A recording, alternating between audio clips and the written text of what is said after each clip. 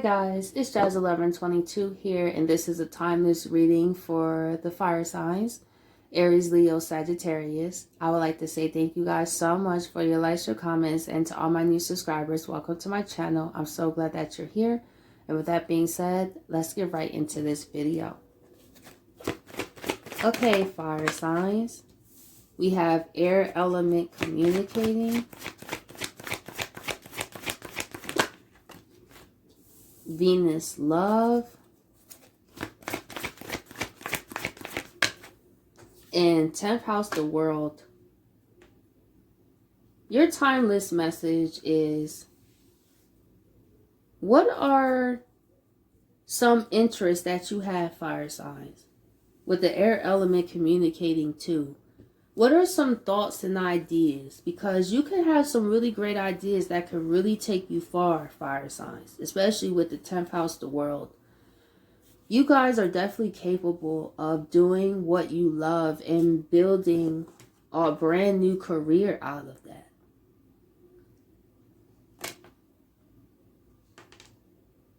Because I'm looking at this clock here. And I feel for some fire signs, for some of y'all have been, letting time kind of pass you by with starting some of your projects. And for some, it could be because of fear, honestly. Because you take very seriously what you do. And for some fire signs, you are a perfectionist. And that's one thing that can cause procrastination. Is when we are very focused on how exactly something should turn out or be, we could kind of prolong it. But the universe is saying for those fire signs, you're ready. You're more ready than you think to do what you love. You have great ideas and they're just waiting for you to put it out there. To be honest, they watching the clock, I see. Like, we just waiting for a fire sign to really realize their potential. To be honest, for some, that you have some amazing ideas that people would really love, fire signs. And we just been sending you all types of synchronicities. Okay. I feel that was a low-key shot at me too. Like, this ain't about me, y'all. But sometimes they be doing that. They be sending shots to me in my own readings. Like, okay. Because that has been me prior. I ain't gonna lie. They definitely do be sending synchronicities. Then I would still be in my head and stuff. So, fire signs, for those that resonate, you not alone. I had my phase like that too. When I would kind of have my perfectionist moments, and then it would lead to me procrastinating on the midst of me overthinking and everything. But I was going to get it together. And the universe know you're going to get it together too, fire signs, because your timeless messages, they really want you to see where can you go with your thoughts and ideas and what you love. Because I see a career here. It's like waiting for fire signs. Just waiting for fire signs just to communicate. It's like the universe knows the cue and they'll make things happen. You won't even know this, fire signs. Once they know that you really like ready and serious, they will start to orchestrate events for you that you wouldn't even think were possible. Because we do have the alignments that anything is possible. Let's see, air element, see, Cancer, I feel. For some of y'all feel it in your spirit. And for some, you're great at communicating how you feel. That's another thing. You have great insights, ideas, visions. You can really help people tune into more of who they are, fire signs. And be more confident in communicating that. People would love your energy and how you come, how direct you are. Because they know you don't sugarcoat anything. So they know you're honest, you're authentic, you're real. They love what you do. So I see the timeless message is kind of like, what are some fire signs waiting for? For some, do you feel like, you're not quite good enough? And for some, this could even be in terms of love. That you have a lot of love to give, fire signs, but for some, you kind of hit a pause on the time there. You're nervous about really communicating with someone else and really building something long term. You get nervous about that, which is understandable. But the universe wants you to continue to move forward. The North Node, life's purpose.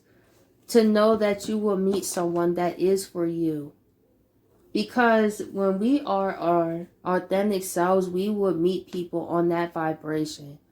And for some fire signs, you will meet your partner in the most unexpected place. It's when you're not looking for it. It may be you were going somewhere, or it could be like a friend through a friend. It's some type of way you will meet this person.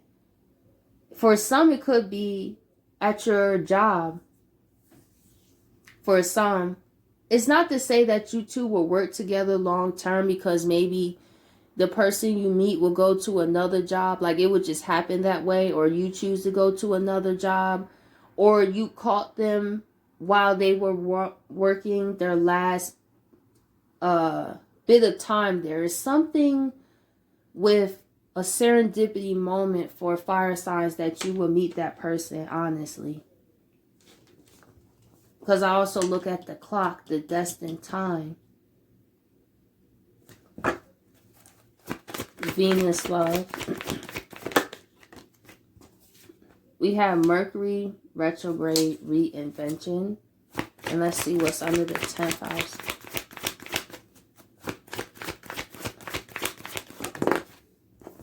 That's what I'm saying. Jupiter return benefits. It's definitely abundance here for you, fire signs. Also, saying or doing a career where you say how you feel, fire signs, you will help people think in a brand new way. With the Mercury reinvention, people would sit there and be like, I never thought about that. Or they would find your insight very intriguing. Also, people would gift you with things too. Donations, support. People would buy your products. For some, you want to make some type of clothing line, or you make some type of jewelry. People would really like that, fire signs. Honestly. So, I forgot what reading this was where I asked I forgot what video that was. Anyway, but it's a similar theme here. If you could get paid for what you love to do, what would it be? I think it was earth signs. Because you do got the Venus love here in the 10th house. So this literally is, if you could do something that you love and get paid for, what would that be? And then with the air element communicating, that could mean going online, because Aquarius is an air sign. And or finding people who do what you do and have them as a mental mentor. I have people like that I have as a mental mentor. They don't know that, but in my mind, they are. I really appreciate their work. I appreciate their work ethic. It's one thing is when you watch people and get motivated. It's not when you watch people and you feel all competitive to them all the time. No, it's when you're able to use people drive as inspiration to you. Instead of a reason to be jealous of them. Is if you switch that energy and say, okay, well, that's great that they have that, but I could have something that's for me. Instead of what many people do is they look at somebody else and be like, well, why they have that? Or why they have, that's not, no, you're not going to get nowhere like that. You still going to have what you have. Because that's how energy works. If you're not happy for others, then how you gonna be blessed? Think about it. Like, cause you don't even feel appreciative of what you have, and then you hating on somebody else and see how does that work? How does you prosper? See, it's if people just learn how to be inspired, because that's what hating kinda, in a weird way, your haters actually admire you. It's just the other vibration of it. They admire you. Think about what a hater does, fire signs. They watch your stuff just as somebody who supports you. They're all in your business just like a friend would be. See how you notice people that hate you will be all up in your stuff just as somebody that support you? Because that's just the shadow energy. Instead of, there's some people that are okay with admitting that you are great at what you do, but then there's others, the haters, that know you great at what you do, but it makes them mad because they can't say that. Usually these are people that got big egos. Instead of just saying, I respect what you do, they would just go into, well, it's not that great. Or it's not that. Then why are you all up in the mix? Why are you all up in my stuff then? You feel me?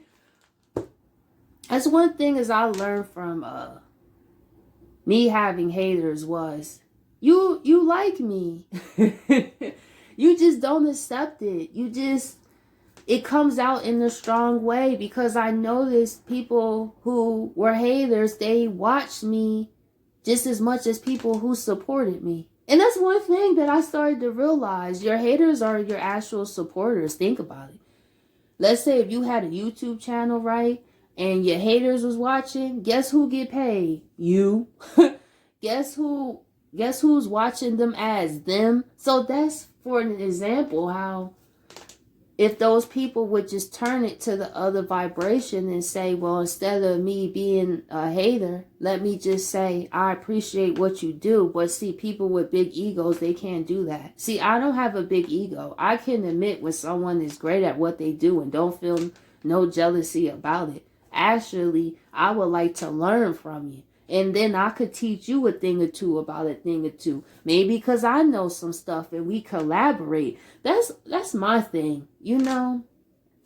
But one thing is, fire signs, just know that your haters, they love you too. Your haters love you too. Really think about it. They be all up in your stuff just as somebody that is a fellow supporter. They're just shadow supporters. Think about it. The shadow side is the darkness. See, when you trigger deep reactions in people, it means you're very powerful. Rather you provoke hate out of them or you provoke love out of them, is when you're powerful enough to even provoke any emotion. Imagine how powerful you are if you provoke a powerful emotion from somebody you ain't even got to talk to. You know those people when you just walk into the store and they already mean mugging you? It's like, so why are you upset? I didn't even say anything. Why are you standing from the bread aisle? You feel me? Like, what are you doing? Like, when we really look at people like that, we won't really take it always so personal all the time. You actually somewhat take it as a shadow compliment. There you go. It's a shadow compliment. Your haters love you just as your supporters love you. It's all in the same. They just don't show it that way. But if you really think about it, they be all up in your business like a friend or a supporter.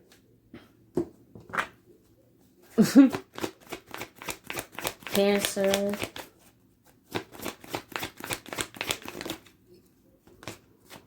We have South Node Life's debts, and here's us. Sagittarius. The universe is saying they do see some things that's holding some fire signs back from really firing that arrow. But also for some, you have great past life gifts as well. Insight, because Sagittarius is what's that? Not like prophecy exactly, not like some, well, fun fact, Nostradamus was a Sagittarius, I'm just saying. But it's those insights you gain, that higher knowledge, there you go, that Jupiter knowledge. It's from your past life. A lot of your spiritual gifts actually come from your past life. And it's in this life that you actually, because ninth house is Sagittarius, which is long distance travels, different cultures. You're meant to travel to different countries. People from all over the world. People don't believe how big their purpose be until you really start working on it. And you see, even for me, is when I would look at my analytics. That's one thing. Because I always talked about how they wasn't moving. But it was the feeling of the beginning of when I saw the different countries that my videos were in. Countries I never even heard of people that was watching me. And that's one thing that I felt I would never do. I never thought that I would even be on YouTube, or let alone have people in countries that I never even heard of like watch my videos. It's such a humbling experience. It really, really is.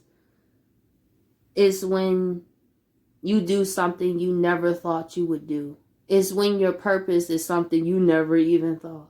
I never even thought about being a tarot reader. I used to be scary to get my palm read. I remember it was in 2010, and my girl best friend at the time, she was going to get her palm read. And this is when I was Christian. I ain't gonna lie, I was like superstitious. You know, because, you know, in Christianity, they talk technically about what I do technically in Christianity would be considered devil's work. But that's why I'm not religious, because I don't agree with everything in the Bible. I don't. I go more about the universal laws. That's what I go through. Not everything in religion. I really take from Christianity the stories. But anyway. When I was Christian, I was very superstitious. But I did used to read horoscopes, though. I did. But I was nervous to get my palm read, and ironically, she was an Aquarius. So that's kind of fitting that she got her palm read. And then, ironically, I became a whole tarot reader. Because I get the conditioning of religion. Because it is... I did have this fear, was God going to strike me down? I'm not going to lie. Because I was Christian. Then for 5 years, I was Muslim. Yes, I was Muslim, y'all. Sagittarius does represent different religions. I love different religions. I've learned, being Muslim, I was more disciplined. So being Muslim helped me on my spiritual journey. That's why I'm so disciplined now. Because being Muslim, you had to change your eating habits. I learned how to pray in Arabic and everything. That was Ramadan. Oh my gosh, Ramadan. That. I struggled with that. I did. I changed my eating habits and everything. And I was Muslim for 5 years. And it was when in 2015, that's when I met my partner. And I was talking to him and I was saying, I didn't want to be in religion anymore. I felt being in religion was too restrictive. And this is what I mean when I thought God was going to strike me down. I really did, because I was in fear. This is why a lot of people don't leave religion. Believe it or not. Because that fear, when you being taught, like, if you don't believe this, God will strike you down. And I was like, man, like, I mean, I was Christian. I mean, I was Muslim. I'm not trying to look like a flip-flopper, like, but God wasn't looking at it like that. It was more like, it shows how open my mind was. It shows how I can appreciate many different religions. And that's when I didn't want to be religious anymore. I didn't want to go by what other people say I should celebrate God by. And that's my purpose as a life path number 7. To encourage others to find your own relationship with God. Like, that's what makes it special. I made my own. You feel me? There's this post that calls it it's a certain term for a person that makes their own religion. And that's like, it had the picture of like Jesus, then Buddha. That's like me. I take the stories I resonate from the Bible I got to go back and read the Quran again because I do want to read that. My Muslim name was Jacina Amira Sinai. I chose Sinai because that was the mountain that Moses talked to God on. So that's the one thing. And in Islam, Jesus is looked at as a prophet. Jesus is still important, but Jesus is more of a prophet like Muhammad. So I learned like so much through different religions, and that's when I just became spiritual and I found my own relationship with God. And obviously God didn't strike me down because I'm still here. And I've been doing tarot for 3 years, and I've been able to help people, and I've been the best me on the spiritual path than I was at any other time of my life. And that's real. But I'm thankful for being Muslim because, like I said, it gave me discipline. With Christianity, I wasn't disciplined. You know, we hear just go up to the altar. And this is when I was younger too. I would just go up there. Oh God, I'm sorry. You know, and then I will go back and do, you feel me? But it was Muslim, well, being Muslim, that gave me discipline. That really taught me to take my spirituality seriously, which was also the leading point to my spiritual awakening. So it shows through going different places. Hey, make your own relationship with God, the universe, but don't let people force their stuff on you. That's what makes our connection to the universe unique. It's like, make your own. You don't have to be Christian if you don't resonate with that. You don't have to be Muslim if you don't resonate with that. And this is my problem, is when people try to force things on people. Like, let people decide how they want to celebrate the higher power. Rather, Christianity, Muslim, spirituality. Why don't we all just look at the higher expression of it, and don't we mostly believe in the higher power? Why do we continuously focusing on the differences? Why don't we focus on the similarities? Why don't we also learn about other cultures outside of our own, and not just constantly condition people to be like us, to condition people to be like them, and let them be free to celebrate God, you know, the universe, the divine, whatever name that people, that's another thing. Because you can't even say the universe. I see posts about that. Like, why can't people, instead of God, say the universe or the divine? It's all the same thing. Because it gets repetitive to constantly say God, God, God, God, God, God. You know? Or the universe, the universe, the universe, the universe, or the divine, divine, divine. You know what I'm saying? So given different words, it all means the same thing. Just like Allah means God in Arabic. It doesn't mean a different God. And this was one thing that irritated me, was the ignorance that people had about people being Muslim. I didn't learn that until I was Muslim. That's when people would just think Muslims are terrorists. It's like, no. There's 2 types of Muslims. There's Sunni Muslims, which are peaceful Muslims, and the Muslims that you see blowing themselves up, they're Shiite Muslims. They're radicalists.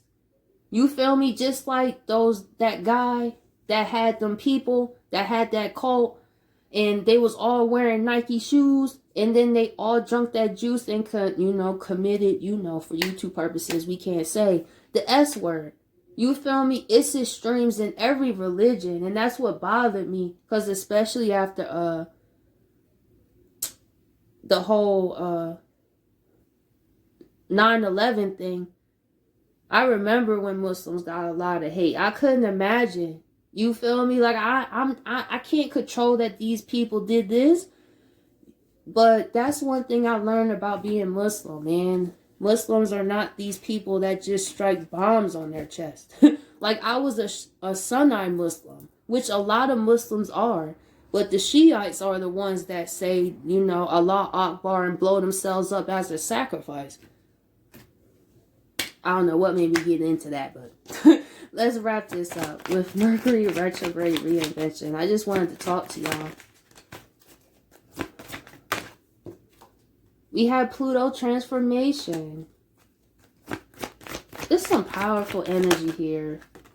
And then we had Grand Cross the Provoker. Let's see. Why is the Grand Cross the Provoker here? We have 7th house partnerships.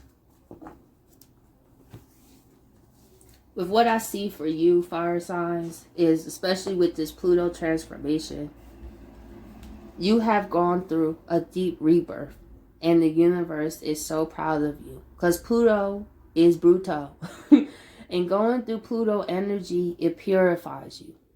It's through the transformations that help us become better. That's what Pluto says. Remember your power. Stand in it, but don't abuse it. You know, it's having a middle ground, of course. Not saying you abuse it, but that's just in general what Pluto says. Take power in the power. Take power in the transformation. Take power in the rebuilding.